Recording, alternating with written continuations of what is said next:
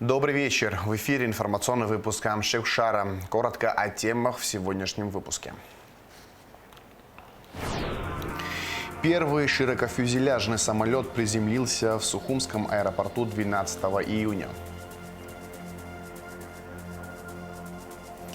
1 июля откроется музей под открытым небом на территории заповедника Сухумская крепость.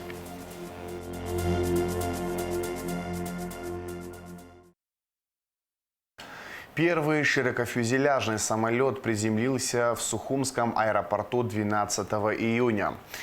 На борту Airbus авиакомпании iFly более 350 пассажиров. По традиции самолет, прилетевший в аэропорт, встретили водной аркой. Репортаж Гундышова.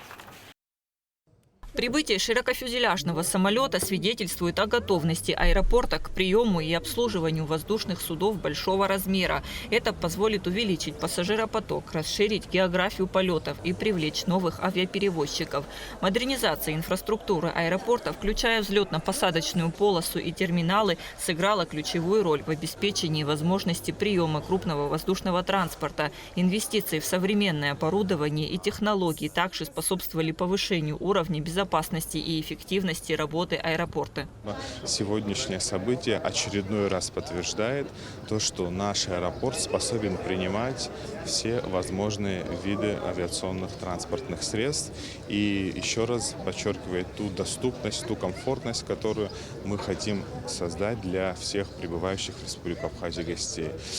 Само транспортное средство – это Boeing 330, достаточно удобный, проверенный, комфортабельный самолет. По традиции, первый рейс компании iFly, прилетевший в аэропорт Сухума, встретили водной аркой.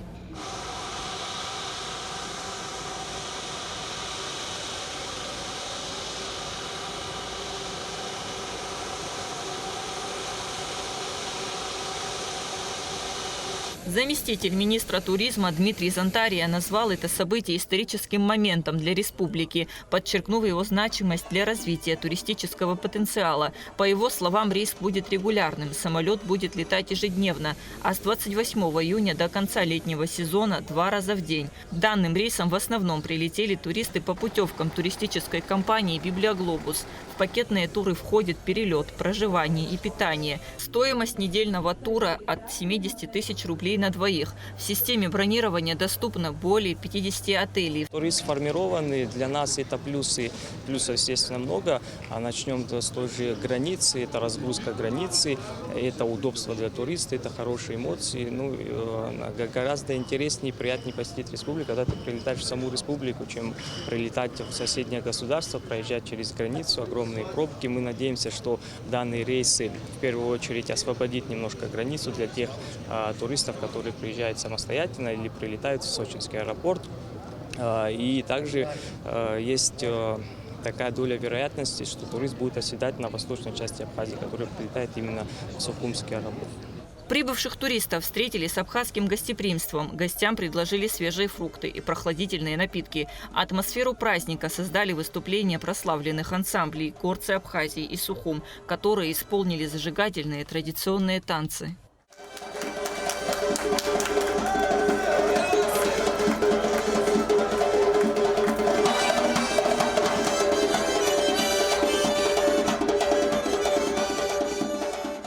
Пассажиры аэробуса остались довольны полетом и отметили удобство прямого авиасообщения между Москвой и Сухумом. Перелет прошел очень быстро, даже практически не заметили, потому что мы вылетали ночью из Москвы, все легли спать, и уже по факту только когда приземлились на абхазской земле, только уже проснулись. И мы вот сорвались просто на 3 дня, благодаря тому, что у вас есть эти регулярные рейсы, обязательно прилетим еще. Очень здорово, комфортно, бортпроводники, полет сам, сервис и встреча, встреча вообще поразила. Это очень здорово, очень приятно. Спасибо вам большое. Помимо развития туризма, прибытие широкофюзеляжного самолета имеет и символическое значение, демонстрируя уверенность Абхазии в будущем и стремление к интеграции в международное сообщество. Кундашова, Инал Гвинджи, Абхазское телевидение. Президент Абхазии Бадыр Агунба поздравил президента Российской Федерации Владимира Путина и народ России с государственным праздником Днем России, который отмечается 12 июня. Бадыр Агунба подчеркнул, что для Республики Абхазия Российская Федерация является не просто стратегическим партнером, а истинным другом и надежным союзником. Мы высоко ценим братскую поддержку, которую Россия оказывает нашему народу на пути становления и развития. Наши отношения, основанные на глубоком взаимном уважении и доверии, являются залогом мира и стабильности в интересах наших стран, говорится в поздравлении главы государства. Президент Абхазии пожелал Владимиру Путину здоровья, неиссякаемой энергии, успехов в государственной деятельности на благо России, а всему многонациональному российскому народу благополучия и процветания. В посольстве Российской Федерации в Республике Абхазия был дан официальный прием по случаю празднования Дня России. Гости мероприятия – президент Республики Абхазия Бадыр Агунба, премьер-министр Владимир Делба, спикер парламента Лаша Ашуба, главы министерств и ведомств, общественные, культурные, политические деятели. Наши страны – союзники и стратегические партнеры. И ваше присутствие сегодня на нашем официальном приеме – это самое наглядное тому подтверждение. Редкое российское посольство за рубежом может с удовлетворением отметить, что прием посетил президент, премьер-министр, спикер парламента и другие официальные лица. Наши страны выбрали свой курс. Это курс, как я уже подчеркивал, союзничества и интеграции. Мы уверены, что мы будем совместно продолжать и укреплять и дружбу, и сотрудничество. И впереди у нас очень много свершений. Благодарю за внимание. Уважаемый Михаил Александрович, уважаемые сотрудники посольства Российской Федерации в Республике Абхазия, присутствующие, поздравляю всех граждан Российской Федерации с главным государственным праздником России, с Днем России. Безусловно, сотрудничество с Российской Федерацией – это приоритет руководства и народа Абхазии. Мы все высоко ценим уровень сотрудничества и намерены продолжать и наращивать эти взаимоотношения. Народ России, Российская Федерация богата своей культурой, духовностью, самобытностью. Этот праздник символизирует все эти очень важные признаки государственности Российской Федерации. И мы со своей стороны будем всячески оказывать содействие как руководство страны для углубления интеграции, сотрудничества, наращивания этих отношений. Пользуясь случаем, я сегодня поздравил лидера Российской Федерации Владимира Владимировича Путина с Днем России. Пользуясь случаем, Михаил Александрович, поздравляю вас, всех россиян с этим замечательным праздником. Желаю процветания, успехов, благополучия братскому народу Российской Федерации. Премьер-министр Владимир Делба поздравил председателя правительства Российской Федерации Михаила Мишустина с Днем России. Владимир Делба выразил уверенность, что россияне приумножат славные страницы истории и продолжат строительство сильного государства, где важным элементом всегда остается благополучие каждого жителя страны. Пользуясь случаем, премьер-министр поблагодарил Михаила Мишустина за постоянную поддержку проектов, направленных на социально-экономическое развитие Абхазии, укрепление двусторонних отношений. Спикер парламента Лаша Ашуба направил поздравления с Днем России руководству Федерального собрания Российской Федерации. Ашуба выразил благодарность Совету Федерации и Госдуме за последовательную поддержку дружбы и стратегического партнерства, сложившихся между Россией и Абхазией, за вклад в развитие межпарламентского сотрудничества. Абхазские активисты волонтерской роты провели праздничное мероприятие, поздравив всех россиян с Днем России. В знак дружбы и солидарности на площади Свободы в Сухуме были развернуты флаги Республики Абхазия и Российской Федерации.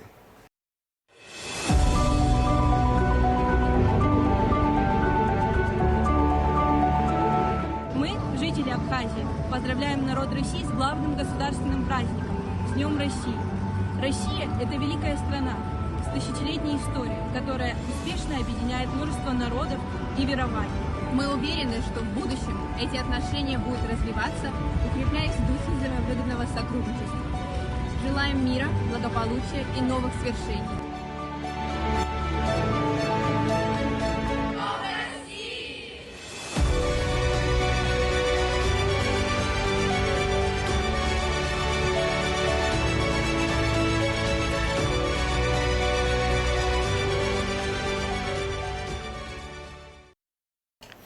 10 и 11 июня сотрудники ГТК проводили профилактические мероприятия по выявлению запрещенных к ввозу и реализации на территории Абхазии электронных сигарет. В результате проверок было выявлено и изъято более 300 электронных сигарет и различных картриджей для них. 10 июня в ходе проведения оперативно-профилактических мероприятий сотрудниками оперативного подразделения таможенного поста ПСО ГТК РА подвергли проверке торговый магазин «Мини-маркет», расположенный по адресу поселок Цандрипш, улица Октябрьская, принадлежащая индивидуальному предпринимателю гражданке Тювеловой. За прилавком была обнаружена и изъята никотиносодержащая продукция, а именно 5 единиц электронных сигарет, запрещенных к ввозу и реализации на территории Республики Абхазия. 11 июня сотрудниками оперативного подразделения таможенного поста ПСО совместно с сотрудниками Управления по борьбе с контрабандой и таможенными правонарушениями ГТК Республики Абхазия провели проверку торгового магазина «Восточные сладости», расположенная по адресу город Гагра, улица Абазга, принадлежащая индивидуальному предпринимателю гражданину Закарян. В ходе проверки было обнаружено и изъято 76 единиц никотиносодержащей продукции, запрещенной к ввозу и реализации на территории Республики Абхазия, электронные сигареты, картриджи к электронным сигаретам и жидкости для электронных сигарет. В городе Гагра на территории центрального рынка подвергли личному досмотру гражданку Республики Абхазия Асланян. В ее ручной кладе было обнаружено 49 единиц электронных сигарет, запрещенных к ввозу и реализации на территории Республики Абхазия. 11 июня в ходе проведения профилактических мероприятий сотрудники Управления по борьбе с контрабандой и таможенными правонарушениями ГТК Республики Абхазия совместно с сотрудниками таможенного поста ПСО в городе Сухум по улице Абазинская, дом номер 40, осмотрели торговый объект, принадлежащий индивидуальному предпринимателю гражданину Пипе, в ходе которого обнаружили и изъяли запрещенные к ввозу и реализации на территории Республики Абхазия электронные сигареты в количестве 42 единицы и 44 единицы жидкости для электронных сигарет. В городе Сухум по улице Ардзенба осмотрели торговый объект, принадлежащий индивидуальному предпринимателю гражданину Допуа, в результате которого изъяли запрещенные к ввозу и реализации на территории Республики Абхазия электронные сигареты в количестве 128 единиц. Также 83 картриджа к электронным сигаретам, 29 испарителей электронных сигарет и 227 единиц жидкости для электронных сигарет. Материалы по данным административным правонарушениям направлены в отдел дознания и таможенных расследований ГТК Республики Абхазия. Профилактические мероприятия продолжаются по всей республике. Задержана жительница Красноярска за распространение наркотиков в особо крупном размере. Подробности в оперативной съемке МВД. Жительница Красноярска 1984 года рождения задержана в результате совместно реализованной оперативной информации сотрудниками УКОН МВД и службы госбезопасности по подозрению в распространении наркотических средств на территории Республики Абхазия. Кузьменко Ирина Сергеевна в результате личного досмотра, проведенного в служебном порядке и при участии приглашенных в качестве понятых граждан, призналась, что имеет при себе наркотическое вещество, которое приобрела с целью последующего сбыта. Задержанная собственноручно выдала из правого кармана носимых брюк заизолированный сверток с веществом белого цвета, который был опечатан и направлен на исследование. Экспертами установлено, что изъятое у гражданки Кузьменко вещество является наркотическим средством метадон массой 97,351 тысячная грамм. Таким образом, в результате слаженных действий оперативных служб сильнодействующее наркотическое средство в особо крупном размере не дошло до конечных потребителей, и данный канал поставки наркотиков в разработке УКОН МВД Абхазии. В ходе оперативно-розыскных мероприятий в отношении задержанной установлено, что последняя ранее распространила наркотик путем так называемых тайных закладок в городе Сухум. 3 подготовленные к реализации свертка с наркотическим средством сотрудниками милиции обнаружены по улице Ардзенба в потайных местах, примерно в 10-15 метрах друг от друга. Фотографии сделанных закладок, отмечая зеленой точкой с геолокацией, гражданка Кузьменко, как пояснила последняя, отправляла куратору посредством мессенджера WhatsApp. По оперативным данным УКОН, этот новый наркоканал работает под ником Хатабыч. Общая масса наркотического средства метадон, изъятого при личном досмотре подозреваемой, а также из мест сделанных тайных закладок, согласно справке экспертно-криминалистического центра Министерства внутренних дел, составила порядка 102 граммов. Решением суда города Сухум Ирина Кузьменко на время предварительного следствия содержится под стражей. Расследование в рамках уголовного дела, возбужденного в отношении последней по признакам преступления, предусмотренного пунктом В, частью 3 статьей 224 Уголовного кодекса Республики Абхазия, проводит следственный отдел столичного УВД. Министр туризма Абхазии Астамурлогу, участвующий в работе Международного туристического форума «Путешествуй», встретился с замминистра экономразвития России Дмитрием Вахруковым. Они обсудили меры поддержки туристического сектора. Речь шла о развитии гостиничного бизнеса, создании новой и улучшении уже существующей инфраструктуры, строительстве объектов активного отдыха, открытии аквапарка, глэмпингов и других объектов. Особое внимание было уделено вопросам развития горного кластера и сельского туризма. На встрече также обсуждался вопрос запуска туристического поезда из ДНР в Абхазию с конечной остановкой на станции Келасур в Сухуме. 1 июля откроется музей под открытым небом на территории заповедника Сухумская крепость. Работы по благоустройству территории крепости, которые длились 1,5 года, подходят к концу. Здесь проложены дорожки, установлены освещение, лавочки, ограждения раскопов. Одна из комнат старой тюрьмы оборудована под комнату для охраны. Также планируется установка подсветки раскопов и информационных табличек. Ход работ осмотрел спикер парламента Лаша Ашуба. Средства на создание музея под открытым небом были выделены из республиканского бюджета по инициативе парламента еще в 2023 году. Главная идея заключается в том, что музей сможет финансировать раскопки на средства от продажи билетов.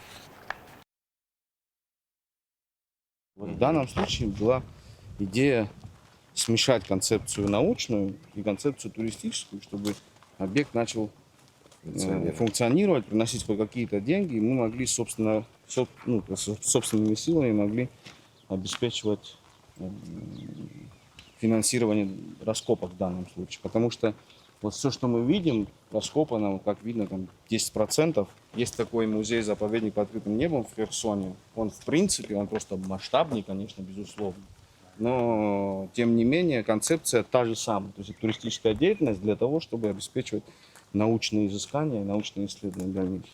Были выделены как раз средства парламентом для того, чтобы мы могли сделать из этого исключительно научного центра, сделать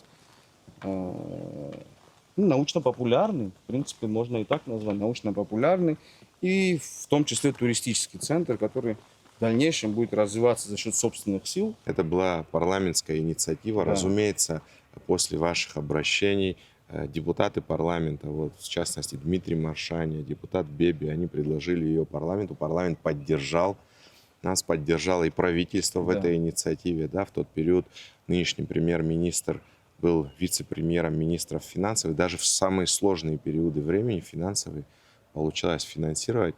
Это благое дело. Я хотел бы вам отдельно благодарность выразить за то, что вы этим занимаетесь, но кто как не вы, учитывая, кем был ваш отец, должен этим заниматься. Горожанами позитивно воспринимается. Конечно, больше средств нужно вкладывать в науку и в подобные объекты, но даже то, что сейчас здесь реализовано, это чрезвычайно важно для нашей столицы, для нашей истории, для наших детей и, конечно же, для наших гостей, которые могут прикоснуться к истории, посетить этот объект. Спасибо вам, будем стараться оказывать содействие, в чем возможно.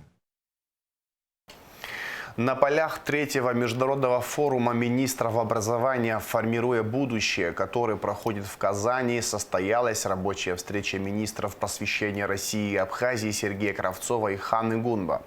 Стороны обсудили разные аспекты сотрудничества в сфере образования. Между ведомствами в феврале текущего года подписан меморандум о сотрудничестве и совместный план мероприятий на текущий год.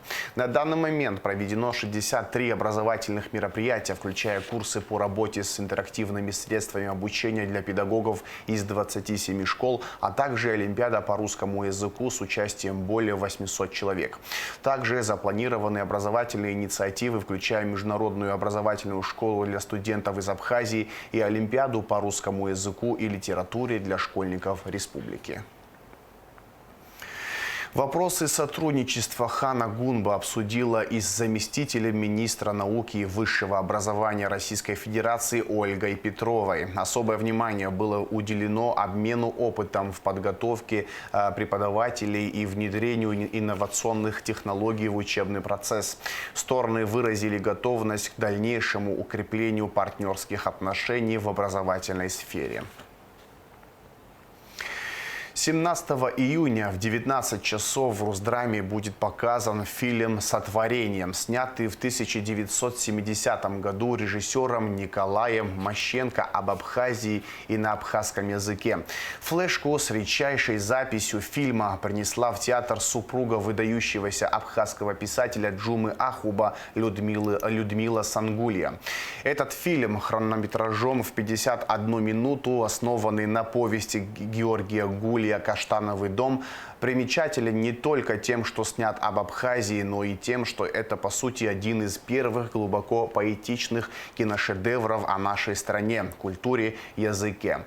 В картине появились еще очень молодые и невероятно обаятельные Валерий Михайлович Кова и Джума Виссарионович Ахуба, а главную женскую роль озвучила на абхазском языке Виолетта Ман, которая также исполнила в фильме потрясающую элегию Алексея Чичба. Написал на своей странице в Фейсбуке гендиректор Русдрама Ираклий Хиндба.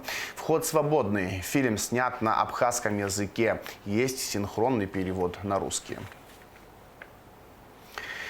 По улице Гулья в районе дома 33 произошел обвал ливневого коллектора. В настоящее время ведутся работы по его восстановлению. Работы начались в понедельник и планируется завершить их к концу месяца. Ремонт проводится администрацией города в сотрудничестве с местными предпринимателями. На данный момент перекрыта лишь часть тротуара. Движение транспорта не ограничено и осуществляется в обычном режиме. Это, наверное, первый случай, когда в кооперации с местными предпринимателями администрация города производит вот такие работы. То есть МУП «Горстройпроект» производит сами работы, а местные предприниматели, которые вот здесь не поблизости занимаются строительством бизнес-центра и жилого комплекса, нам помогают со строительными материалами, с арматурой, с бетоном, с фанерой для опалубки. Сейчас привезли фундаментные блоки, укладываем, монтируем. Дальше будут 2 подпорные стены заливаться, монтироваться. Дальше будет производство работ по покрытию бетона. Турнир по тайскому боксу, посвященный 80-летию победы в Великой Отечественной войне, открылся в Сухуми. В нем участвуют более 400 спортсменов из Абхазии, России, Таджикистана, Узбекистана, Армении. Самым юным участникам по 6 лет, самым взрослым 40. Спортсменам предстоит 4 дня боев. Для победителей подготовлены медали, грамоты и кубки. В завершении выпуска расскажем о погоде. 13 июня в Абхазии преимущественно без осадков. Температура воздуха ночью 17-22, днем 23-28 градусов тепла. Температура морской воды плюс 22 градуса.